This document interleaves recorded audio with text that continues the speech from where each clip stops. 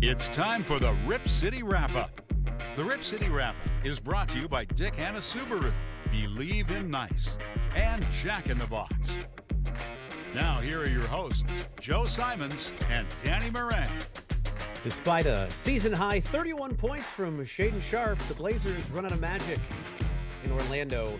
115-112 is the final. Hello, welcome in to the Rip City Wrap-Up. That's the groaning Danny Marang. I'm Joe Simons. That was weird, wasn't it? A lot happened down the stretch. We got plenty to get to in this show. Please let us know what you think. Use the hashtag RCWrapUp. Chime into the conversation. We'll put above-average tweets on television. Got kind of drunk there towards the end, Marang. The final 30 seconds of that game, that was full on. I mean, you're taking the mat that everything spills onto at the end of the night and just pouring all of that into the shot glass. Gross. Yeah, that's disgusting. Yeah, that's exactly what that game was. Sounds like you speak from experience there, brother. There's a particular name that I know quite a few people. My producer on the radio and my co-host were former bar patriots working behind bars, and I can never remember the name of that, but yeah, it's a disaster. Use the hashtag RCWrapUp. We'll put that tweet. It's not great on television. That's what you saw. You saw Paolo Banchero get up to the free throw line and all just furball over that. Shaedon Sharpe all over that. Drew Holiday There's a lot of Denny had one. We got to include him in that. No, as I mean, well. it's what I mean. Everybody seemingly for everyone had one of those like just cough of a furball moment, and yet at the same time you had Banchero finish the N1. You had Jeremy Grant, and Toumani Camara throws an insane pass that only Jeremy Grant can get to, finishes with the N1 on the putback.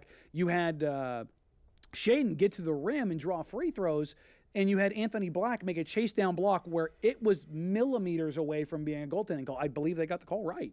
But it was one of those things where live action, I was like, there's no way he got to that. But Black got it right at the apex. It was a very, very, very, very, very ugly game for 3.8 quarters. And in the final 0.2, it was just so drunk and so chaotic and so all over the place that, I mean, the win index had to just be doing this at every possession because it just didn't make any sense down the stretch. Well, so much happened in the last 30 seconds, minute 30 of game time that it's pretty easy to forget. This game fell over most of the fourth quarter. Even when Portland got it to like 4 or 5, it's like, yeah, but are they really going to get it over the hump? And then Portland goes on that crazy run with a couple minutes left in the game, and then all of that wildness ensues.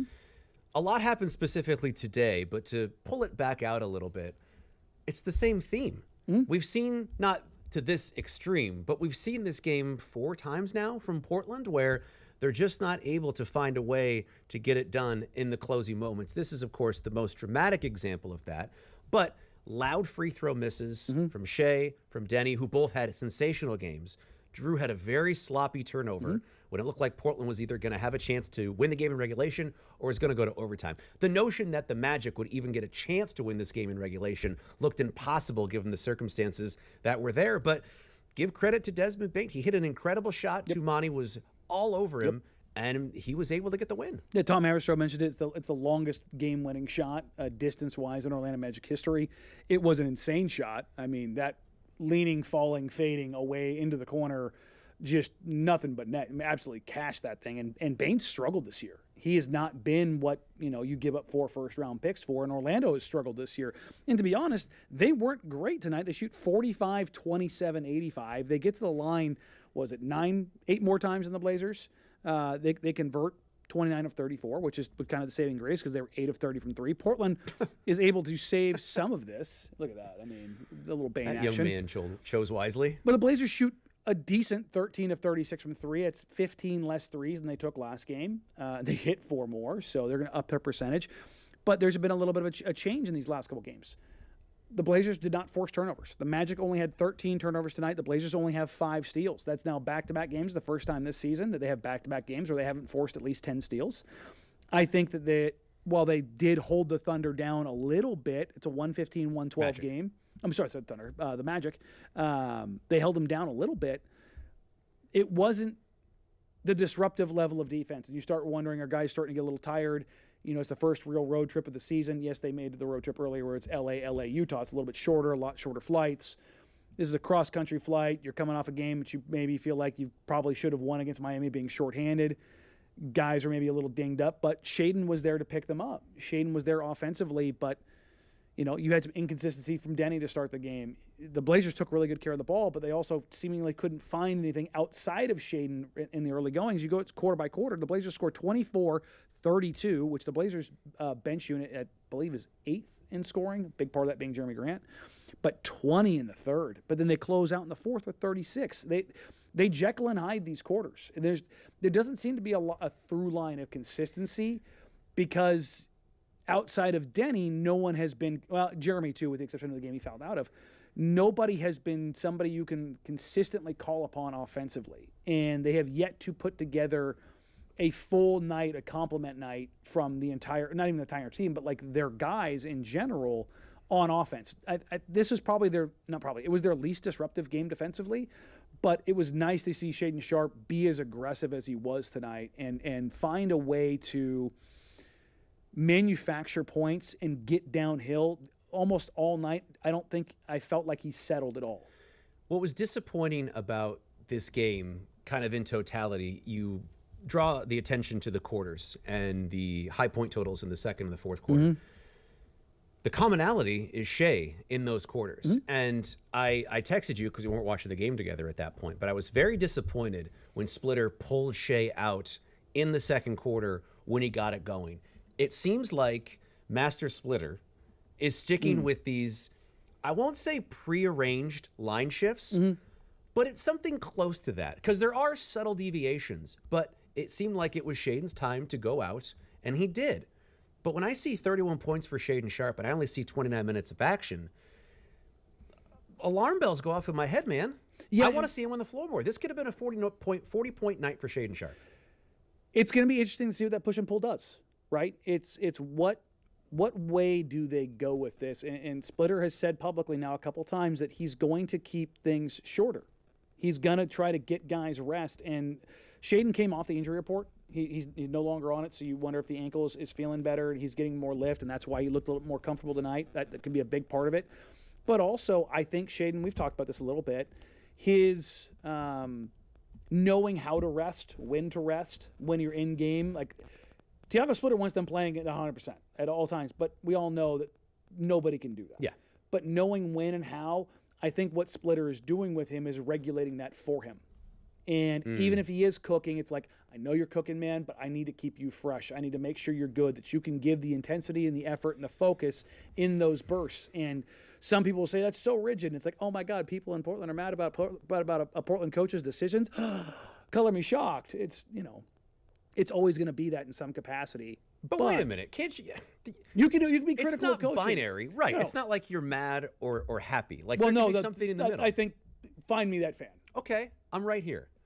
Danny, look in my eyes. I'm right here. I'm trying to talk to you. I question this decision, and I think Splitter's done a good job so far. Yeah. Both those things can be true. Sure, but where I'm going with this is that a lot of people seem to be, when Splitter took over the coaching, what are they calling it? The not interim coach. Acting head head coach, yes. Make sure to get the terminology right. Acting coach. An acting coach. There you go. Where's old, what's his name from Happy Days when you need him? Fonz. Little Barrier. Henry Winkler. Winkler, yeah. I thought you were going with Ron Howard at first. I don't know many people from Happy Days. No. I was going to Winkler and his Roland Barry. There you go. It's a lot funnier when you know the pull. Good show. There you go. Anyways. No, Hank. But it's interesting to see what Splitter does and doesn't do, what levers he pulls and doesn't pull early on. The first question I asked him after the first game or before the first game was like, how far can you go? How deep into this can you get before you start putting your imprints? And we've called out probably a half dozen to 10 things already individually where I've just gone, that's interesting. Whether it's fouling up three or changing up the rotation or who he goes with in certain groups. There have been things he has done. I mean, the ATO, the after time out play, the sideline out of bounds, they run a decoy action, which looks like it's going to be a pin down for Giroux, and then Denny sliding to the corner. Jeremy ghosts it, turns the corner, and two throws an inch-perfect pass that turns into an and one, and we think, oh, that's it. See, now that's a great point, because that was a masterful play. Yes. And it truly was. You better believe Thiago Splitter drew that up. Like, that was, hey, We've given them this look. They're going to overplay this because this is what they're thinking we're going to go to. Jeremy, I want you to make sure you look like you were going to turn your shoulder and make it look like you're going to hit that pin down. But I want you, when you turn that shoulder, go. So that when they lift to take away Giroux, there's going to be about 2 feet of space, and you're going to put them in a decision. And if they can't get there in time, two's going to look. And it was very, shout out Casey Holdall, he called this out. It was very reminiscent of Nick Batum. Batum was a master at knowing what to do at that baseline out of bounds play, where to go with the ball, when to go, and then to execute it. That was an incredible pass by two. Incredible pass by two. Two had the offense going early. And then it disappeared. Yeah. It was a clunky basketball game for almost the entirety of it. For everyone not named Shaden, really. That's what I keep coming back to, man. Like, it just, and I don't want to harp on this point too much. I'll move on in a second. I would just like to see the rigidity stop. I get what you're saying. To play at this pace, it's a long season. We've already seen a couple plays Blazers go down, not necessarily because of the pace. It doesn't help either. No. You have more opportunities, more possessions. So there's going to be more scenarios that pop up that might lead to an injury. So I get it in a sense. But you have, how old Shea, 22? The 22 or 23. He's under 25 years old. He's a young one. 31 points, 29 minutes. You got to give him more run. And he was going to the rim. You got to give him more run. run. Took 5 threes tonight, 3 That's of 5 right. threes. It's nice to see the ball go in from 3, but the number of times he turned the corner and got to the rim was, you felt him, I think, for the first time. Like I said earlier in the show, I don't think he settled at all. I think he took not only did he take the shots that he needed to take, he forced the action into the shots he should take. I want to go to, and this is going to sound a little strange, but I want to go to Chris Murray. Okay. Because we haven't really spent a lot of time on Chris. I feel like when we've talked about him so far this season, it's, Chris was nice. His defense has been great. Chris did pretty good. Yeah. But it's always kind of like, yeah, it was good. There's always kind of a yeah, but with Chris. And I wonder, when fully healthy, what does that look like for Chris Murray when this team is fully healthy? He's your 9th or 10th man. Okay. But they trust him defensively. I mean, the minutes he got tonight, 18 minutes, like it's kind of one of those guys where defensively you know what you're going to get from him, and offensively you're just going to kind of take what he gives you. And I, as a human being, I love Chris. One of my favorite guys to talk to on this team. He's also probably the hardest on himself on this team. And what holds him back is that. He can get in his own head. He can kind of beat himself up. He can get, drag himself down a little bit, and it's because he cares. I've seen guys, give him hell for missing a layup or short arming a 3, and there's nothing you can say about him that he's not beating himself up for. And that's, to be honest, him and Keegan with the Kings, his twin brother, they do the same thing, but they're both incredibly talented, and they can both play two-way basketball. They're 6'8" wings that can do all these things. And I think the only thing that really stops them from reaching their potential is that they can get a little hard on themselves. They can get a little bit in their own heads. You're speaking of both of them. Both of them. I think they both do it. Yeah. Because I don't know if Keegan's too upset anymore when he just got that new extension. Hey, it's great to be a Sacramento King when you're up for an extension and you're a relatively good player. What do you get, 140? Yeah, it's a good place to be. Look, I'm never going to say I'm never going to pocket watch. I was surprised when the Kings made that contract offer. But and that's the thing is, and it's not a blame Chris situation, but if Chris is able to give you a little bit more each night, if he's able to finish a couple of those shots at the rim, but that's also the difference between Chris being a rotation guy and being a six-man kind of guy. Because if he is a guy that knocks down threes consistently, he is a guy that finishes the rim consistently, he is a guy that converts shots regularly, that doesn't just take him from a top 10 rotation guy, that takes him to a 6th, 7th man relatively quickly because he's 6'8", he could dribble, pass, shoot, defend, he can do all of these things, but it's a sliding scale of I always say this, the difference between players who are very good and guys at the end of the bench, it's usually not talent, it's consistency. And that's the thing with Chris is that the consistency is consistently inconsistent. Isn't there isn't there a sweet spot between having the offense be good enough to be the first or second guy off the bench and being someone who is a fringe rotation player? Isn't there a sweet spot where as long as Chris isn't, and it'd be dramatic to say he's a liability offensively, it's not to that point. No. But you see tonight a pretty good example of what he is offensively. He got to the bucket 3 times. He was only able to finish one of those. And a couple of those led to going back the other way for Orlando. Well, it's very frustrating because you see it almost there, and it's just never quite over the top. Yeah, and I think that's the the next step for Chris is if he can conquer that. It's just like, can he just get that little bit? But that little bit is a big step. So talk about this, because the no-dip Chris thing you talked about last season, his shot. Yeah, no, this is something, if you watch Jeremy Grant, he worked with John Townsend. John Townsend is I believe he's listed as a consultant for the Trailblazers, but he's a shooting coach. He is the one that broke down Jeremy Grant's shot when he left Syracuse and worked with Jeremy, I want to say, for 5 years. It took Jeremy I've talked to Jeremy about it. My goodness, it took 5 years. Oh, Jeremy shot, was it like 12? Might have been less. I might be thinking of Zach Collins. I think Zach only shot 12 threes in college. But Jeremy did not shoot threes at Syracuse. He was not a shooter at all. And now he's like a career 37% volume three-point shooter.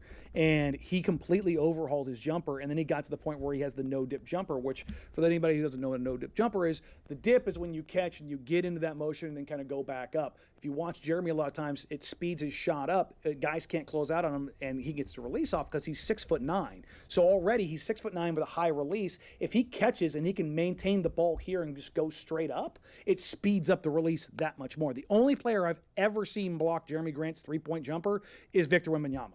And I talked to Jeremy about it when it happened. He was like, yeah, that was the first time they ever played. He was like, yeah, that dude's different. Like, I'd never seen anything like that. It was akin to when I saw LaMarcus Aldridge, his turnaround fadeaway, get blocked by rookie Anthony Davis. And I was like, I've never seen that happen before. Yeah, like, that's not supposed to happen kind of a deal. Isn't it counterintuitive then that if Chris has developed a shot that, in essence, gets the release quicker, but this fan is saying it takes a little bit longer to wind up, is this fan, love you as we do, mistaken?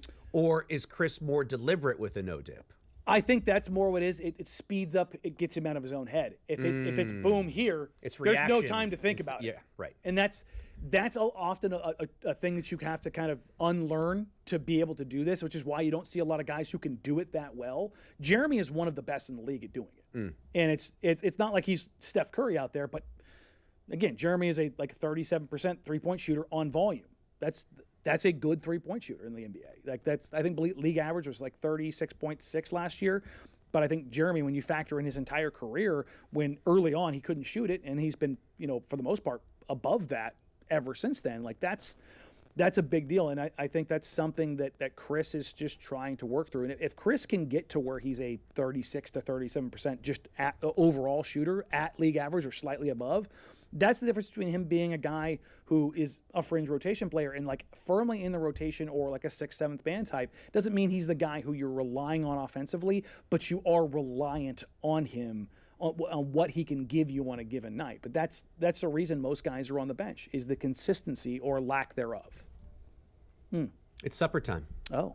You hungry? Come on. You hungry? Always, man. What are we doing here? Sometimes.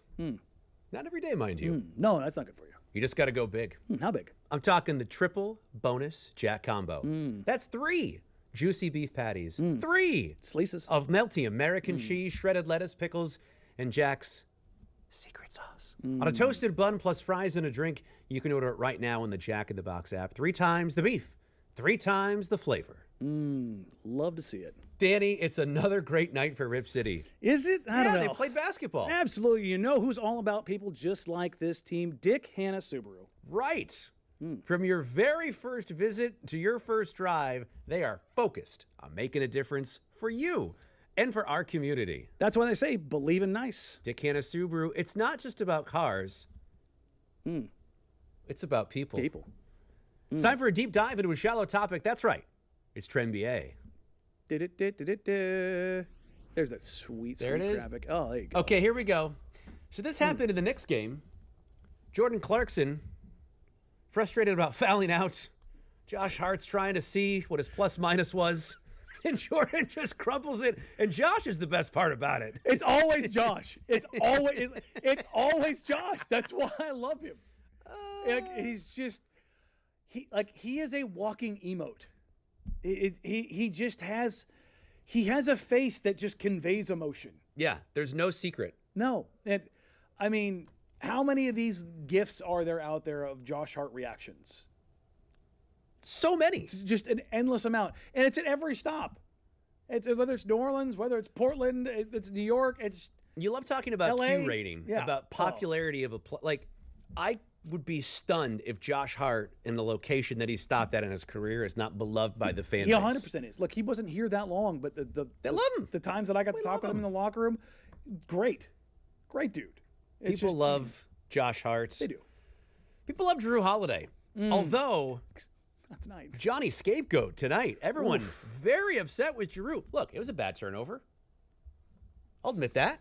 I watched the game. It wasn't good. It is funny that his bad night is 13-7-7 with 3 turnovers and 2 steals. Right. It's like, kill him, string him up. It's like The bar is very high for Drew Holiday.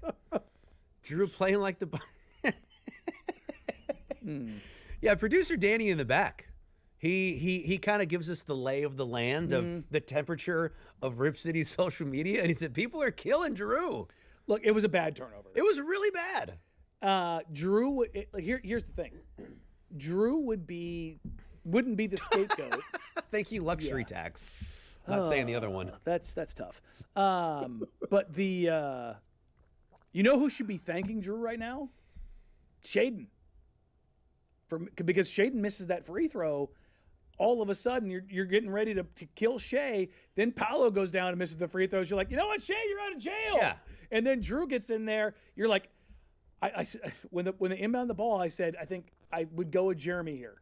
I think is what I said. And then I gave it to Drew. I go, well, Drew's fine. Oh, well, maybe not, because it wasn't a turnover of action. It was oops. Like he just turned into Banchero, and Banchero was like, inaction. I'll take that. Just kind of collected the ball. Yeah, and he was like, did Drew not see the 6'10", 260-pound dude just standing there? Or like, did it hit his foot? Like, what do you think was the action there based on what you saw early on? It looked like it was going to be Drew.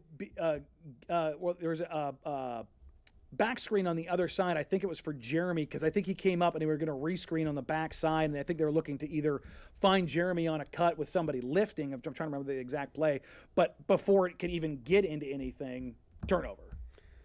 We're getting a comment on YouTube. Thanks for chiming in. Grant is not 6'9". Your thoughts? What is he then?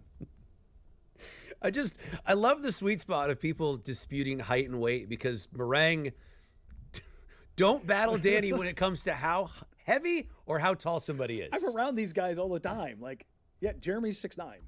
Yes. Jeremy's huge. See, now here's some more. Oh, yeah, trust the Google AI. Yeah, Jeremy is not 6'7". I will tell you that right now. Jeremy is taller than 2 and Denny. Jeremy is Confirmed 6'9" man. Jeremy is tall. Jeremy is very tall. Another good comment on YouTube. I thought they came back and played hard. I love this team. Yeah, they did. They did not execute, but I don't think that they didn't play hard. Now, I will say, I don't think they played with the same level of disruption. Do you? No. And again, I keep, harping on this, banging on this. It's such a weird thing to say. They miss Blake Wesley and Matisse Thybulle a lot more than I think people are willing to give credit to. They played in the mud tonight, Dan. Yeah. Before the fourth quarter. Who loves to play in the mud? Well, we were sitting there late in the third quarter, and the Blazers had 80-something points and 3 turnovers. And I'm like, why is this game stuck in the mud so much? And Orlando just uglied it up so much that Portland was never really able to get moving, which is maybe a reason why Shea was able to get it going so much, because a little bit slower, a pace that he's more comfortable with. Right. The So Blazers maybe that's the finished with situation. under 100 possessions, which I haven't looked. Yeah, they took 90 shots today. I almost guarantee that is The first time that's the lowest time, or the lowest total they've had this year. Sure. I mean, especially with the number of turnovers they had. Well, that's the other crazy thing is the Blazers only had 8 turnovers, and the Magic only had 13. But the Magic, I'll bring this to another Oregon team, Iowa, Oregon this weekend. Iowa. I thought talking about the Beavers. Yeah, no. Oh, sorry, I'm not going to do that to you guys. I can't say anything to beat the Cougars. Yeah, well. Okay. Pac-12. We'll get them in the second round of the Pac-12 championship. Win or Don't lose, worry. Cougs what? It's the aggregate. There you go. Cougs win. There you go. I don't think that's how they say that. But Iowa pulled Oregon into deep water and said, play our game. Orlando did that tonight to Portland. They say, we're going to pull you into deep water, play our game. And I think the Blazers did not necessarily like it, but they found a way because they are a team that can generate. Like when it got within 4 minutes, 5 minutes, we started seeing, I think I said it twice when Denny got looks for three, and I go, there is nobody on this team so far who is more of a you have got to have it shot guy than Denny. He hit those 2 threes, and it was like there was the one where you were like, yeah, he had to take it, and he cashed it out, and he got another one. I must say 2 minutes later, it was like, yeah, that's even on nights where he hasn't had it against Oklahoma City. Starts out 0 of 11, but he closes the fourth quarter 4 of 5. Like it's just we are at a point where we are ho-humming a pretty spectacular line. Denny had 27 points in 35 minutes, 5 rebounds, 5 assists, a block, and took 10 free throw attempts. So it's once again a 7 of 18 night from the field, and he finds a way to eclipse 25 points. In fourth quarter, 11 points, 3 of 3, 2 of 2 from 3, 3 of 4 from the line, a rebound, 2 assists, 1 turnover, and a block. So he was a dude in the fourth quarter again. Isn't this what we expected? We're 10 games into the season. And they're 5 and 5. The Blazers are 5 and 5. And what, 4 games came to crunch Either time? or. Yeah. I should say 4 of their losses. 4 Right. of their 5 losses Because they have got been the Nuggets game, they got the Thunder game, so they have won some of these. But you're basically at this point you're 2 and 4 in those kind of either or games at this point, which is kind of what you expect from a young team that's missing some guys. Right. I don't want to belabor this point, but they have 25 points a game sitting on the bench. Adding a Damian Lillard to this we team. haven't really talked about him yet. But I don't want that to be a crux of the season. Well, because doesn't that be a crux of the season? No, we all know he's not playing this year. He's flat out told me he's not playing this year. He's not Sure. even going to toy with the idea. Well, let's set that aside. We're not even talking about that. But what we're talking about is the fact that Portland had 4 winnable games that they lost in their first 10 because you don't have a guy who can take over a game. I mean, Denny can in spots, but it's different. Yeah. Exactly. We've Damian seen Lillard, Dame do it for a decade. Yeah, here. and I mean, Dame crosses half court, and teams go, no, and you're pressing up, you're picking up, you're not letting that guy walk into anything. That is like I want to say Dame is 8th or 9th all time in career scoring average. His career scoring average is over 25, which is people may not think that's insane. Like if you go look at all time scorers, guys who average over 25 a game, you're talking about the best scorers the league has ever seen. So that's the company he keeps, and he's over there in an incredibly nice sweater. Yes. Dame's sweater game, very strong. We talked about pitching a new segment, Sweater Weather, with Damian Lillard. I like it. Going through the sweaters.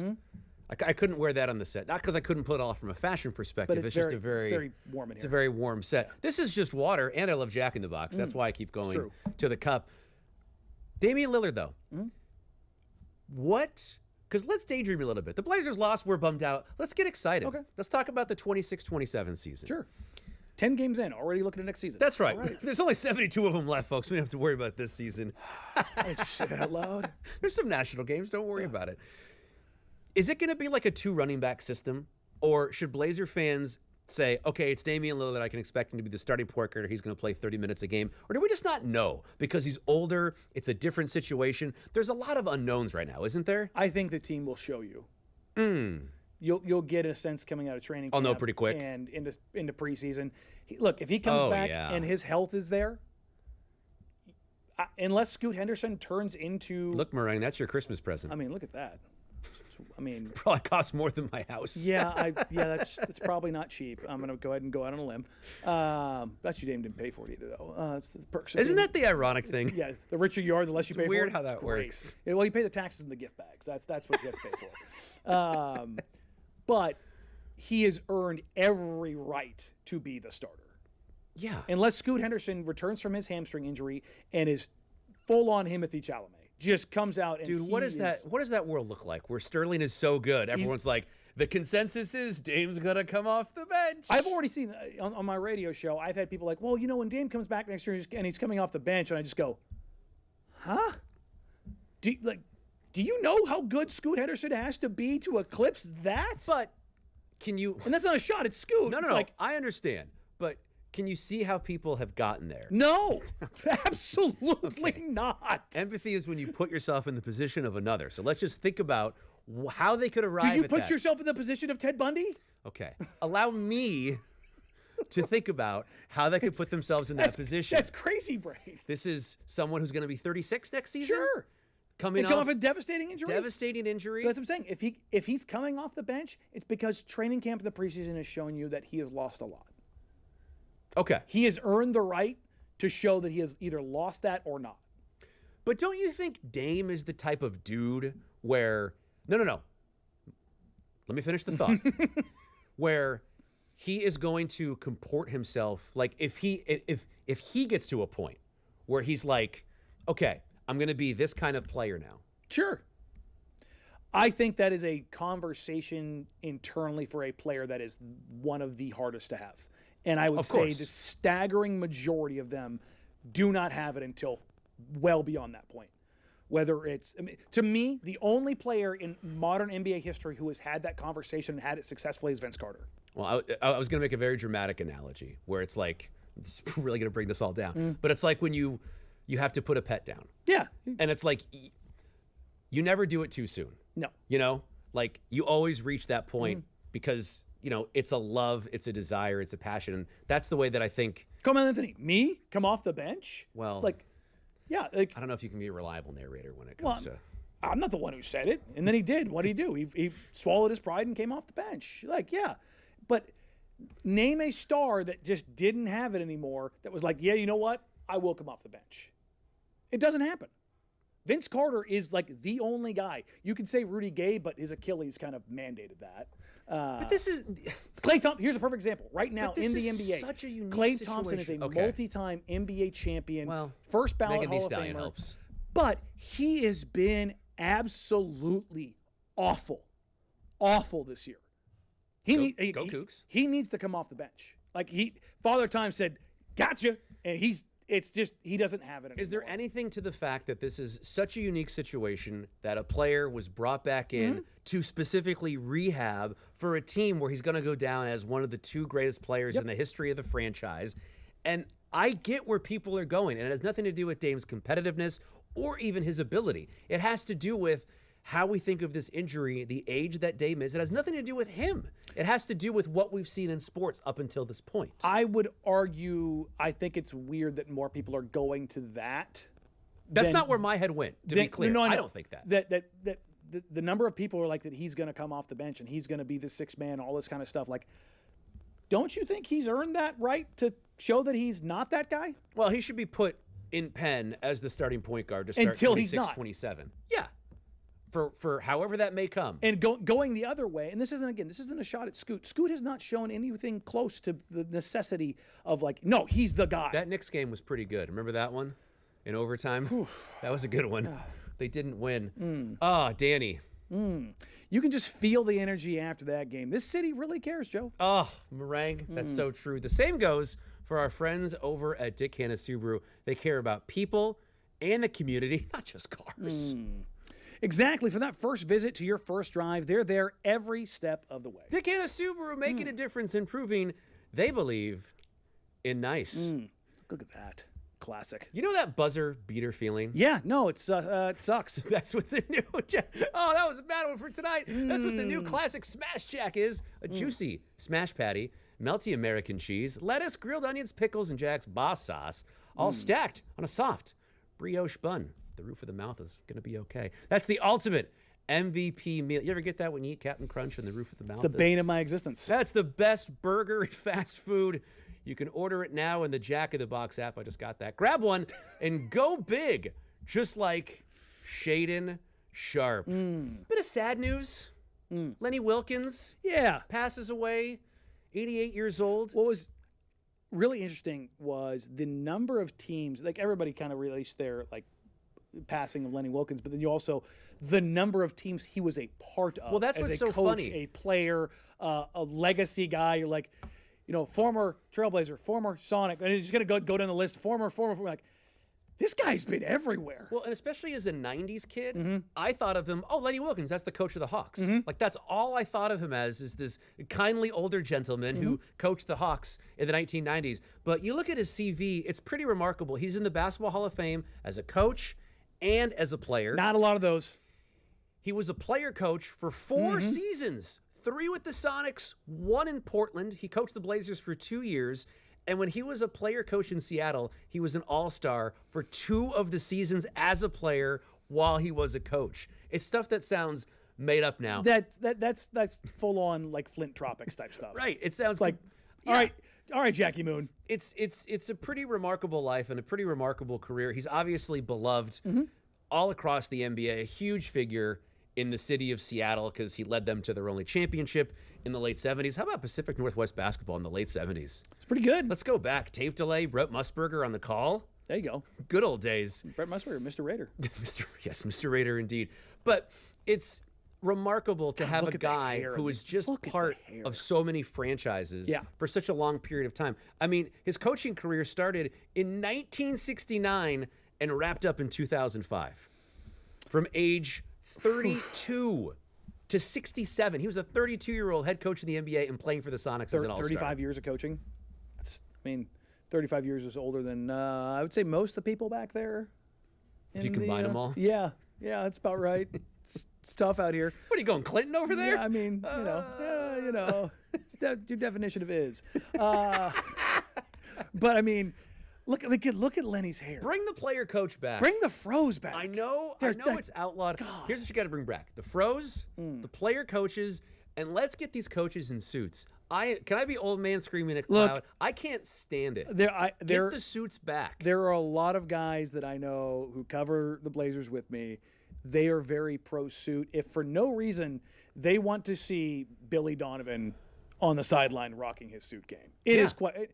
And for us thick men out there, a guy like Tom Thibodeau having to stuff himself into a suit. It's a tough look when you're a big sweaty guy. Stan Van Sleeves about went up to here. Yeah. When he was coaching for the Orlando Magic. Because as a big man, it's you get a little van down by the rivery. The jacket gets a little tight. Well, speaking of big men, our boy DC. 29 minutes. Yeah, minutes were good. 9 rebounds. Did you feel him? In a game that was slower and more methodical. That's what was disappointing. This felt like one where he should have ate a little bit, and he didn't. Game was played in the paint. It was played in the paint. Yeah, and it's like when you look at his production tonight, you're just kind of like, 1 of 5, that's tough. 9 rebounds you'd like to see. 7 defensive rebounds, which he's typically not a guy that kills the defensive glass. Only 2 offensive boards. And the thing that kind of bothers me here is we're not chucking. No steals, no blocks. I don't mind the threes. I mind the chucking. I'm over it. For those that don't know, to start the season, Joe's like, how many threes do you think he needs to get up to just kind of figure this thing out where teams are actually going to start covering him? I'm like, he needs an entire season averaging over 4 a game. Then why is he shooting them still? Because if you're going to do it, and here's the other part of this. DC is not a game you throw the ball to and let him go and let him cook on the block. He's also not much of a lob threat unless he's under the rim. It's the straight up out of the dunker spot. It needs to be kind of there for him. He is not a vertical athlete. He's a cleanup guy. Like, I've seen a lot of people compare him to a Rudy Gobert. Rudy Gobert, for all of his warts offensively, is one of the best lob finishers in the NBA over the last decade. He has had an incredibly high field goal percentage. Like, if you compare him and Donovan's field goal percentage at the rim, they just aren't anywhere close to each other. Rudy's got hands like baseball mitts that are made of Velcro. When the ball hits his hands, it's just there and throw it down. To DC's credit, the hands have been much better this season. They have improved. Much better. Which is, to be totally fair to him, hands is not something you typically improve. It's just like passing. You can get a little bit better. You can be a little bit more precise. How many guys have you seen come in the league that are passers that turn into, that's a pretty good pass? Yeah, you kind of have it. It's an intrinsic thing. It's a spatial awareness. Like when you see Jokic do something, you're like, oh. When you see Luka do something, you're like, you watch a guy like Drew. Drew's a guy that's not this otherworldly passer, but he can pass with either hand. A lot of it's processing. Right. He can see things better. Can't really teach the stuff that he does. Yeah, and so if you don't have that, it doesn't work. It's the same with hands. Clint Capella is a guy that he can't catch his downfall, not necessarily downfall, but like why he couldn't be better in his career as a lob finisher was if the ball was at his chest or below, he never knew. But you throw it up towards the rim where he can catch it up here and put it down, demon. Absolute monster. It's just like he just didn't have great hands in traffic. DC's another guy because, again, most guys that big, they aren't great in traffic catching the ball. But if you put it up near the rim for him, right at the rim, and let him just go nom, nom, nom, go eat, great. But he's also not a guy that can fly in and explode and catch it. But if you let him get a runway and find him, he can find those. So is that why he has shot 27 threes through 10 games? Because there isn't a set play for Donovan. He has to go kind of be the garbage man and clean up, and maybe this is a way to get some cheap points? There's another part of this. if you stay, a lot of time you aren't going to see Donovan in the corner because he has to track back 90-plus feet to cover the rim. So if he's above the break, number one, you can put him in the DHO, the dribble handoff game. You can use him as a screener. And a lot of times you'll see those threes come as part of a secondary action or a secondary break. Okay. So if the Blazers grab a defensive rebound and they take off down court and they curl and reset, and all of a sudden now Donovan, they pitch it to him in the middle of the floor and he works in the DHO game, or Jeremy kind of pulls it back out, Drew pulls it back out and resets. Donovan maybe hasn't sprinted up the court yet because he's thinking, hey, maybe they're going to get to the rim right away. We've talked about this, like knowing when to take off and when not. Well, if he's part of the secondary break and he's a trailer, guess what shot he's going to walk into? If they drive the rim on that and they curl around, they rondo it or nash it, and they keep the ball going around the other side, guess who's going to be wide open above the break? Donovan. And when he catches the ball up there, he has the opportunity to, hey, the defense is flattened out. This is a shot I can step into and just pop this, or I can catch it, reset, and he needs to kind of find those moments. Marc Gasol, the grit and grind Grizzlies, the core four, that's where he was really good when he started becoming a shooter, because Memphis slowed it down so much that when they got those transition opportunities, Mark would pitch it ahead and go, oh, nothing there? Okay, let me trudge on up here. And when he got up there and Mike Conley resets, guess who's sitting up there? It's Big Spain himself. Marc Gasol catches at the top, and he can either get into that handoff game or he can pull that three. And I think Donovan is in that same kind of vein because, like Marc Gasol, he's a massive dude, and you have to know when and where to find those opportunities. And he's not going to be in the corners. He's not going to be spaced to the wings. You might see him on the elbows as a bit of a facilitator sometimes, but you also want him kind of out of the way in a sense, because that's going to open up the paint by a little bit. But the problem is right now for the Blazers, what teams are doing is saying, we're going to sag off everybody. We're going to gap everything. We're going to play under everything. We're not going to give you the space. And so guys are going to have to continue to shoot threes. We saw Tumani Kamara go 3 of 13 last game. Tonight, what he finished, was it 3 of 9? 3 of 9 from the field, 1 of 6 from 3. He made his first one. Yeah, and I think he was 2 of, I think his first 2 shots, and then just couldn't find it after that. And Two's got to find his game. We've kind of banged on Shaden for not hitting his shot. Two's in the same boat. Now, Two's ask is very different. His ask is to be the defensive stopper, and then what you get out of him offensive. It's not a non-starter, but you need more from him. You need more consistency from him, and I think he'll find that. And I think, he'll be that 37% three-point shooter. I think it's more of a slump of just missing threes. I think the shots he's taking are good. I think they're in rhythm, and they're the right shots. They're just not going in. Whereas I think Shaden, until tonight, out of rhythm a lot of times on his threes. I thought tonight the shot, all 5 of his threes, I thought were, hey, that's a shot. That's a good shot. And you've already established going to the rim, the aggression, those kind of things. So this is what, coming into the season, you and I talked before we did the first show of the season. I go, the thing that I'm watching through the first 10, 20 games is it's going to be clunky offensively because guys aren't going to know exactly. I expected What's my role? I expected Drew to know, I expected Denny to know, and I expected Jeremy to know. Those are the 3 guys I expected to kind of know, and then 2 to kind of paper over the holes where he would find his spots. I thought Shea, and that's why I thought Shea ended up coming off the bench, is that would allow him to kind of find his role a little bit more. Donovan is a starter for his first time. He's got to find his role.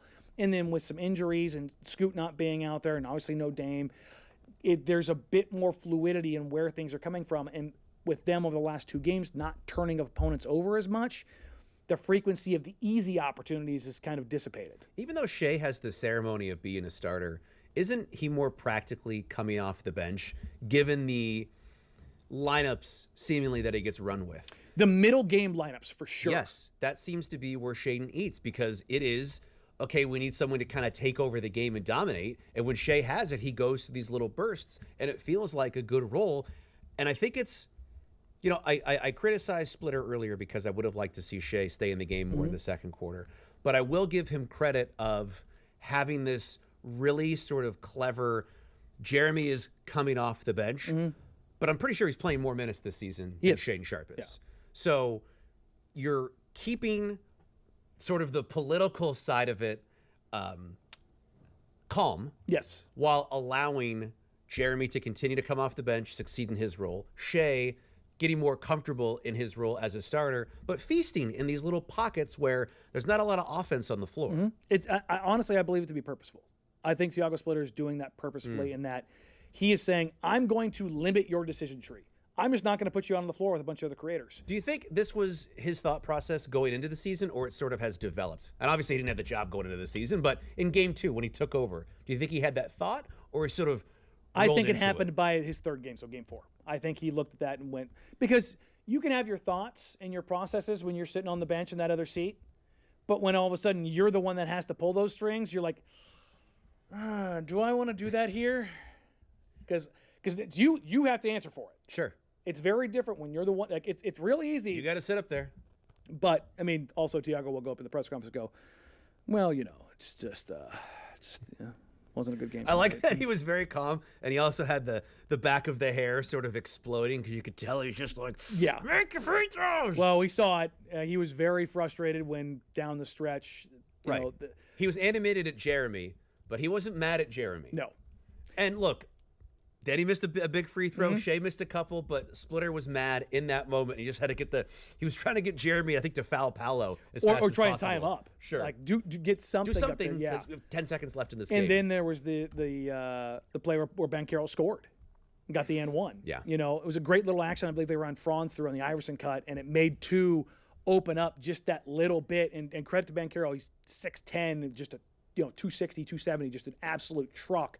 He went, oh, I got a gap here on the left side. Let me drive that left side, get downhill, and all of a sudden the Blazers defense is chasing. And because they were worried about that cut and what it was going to do on the backside, and you could see Splitter again doing the, oh no. I do like how he's very calm in the pre and post game press conferences. Absolutely. One of the most animated coaches in the NBA on the sideline.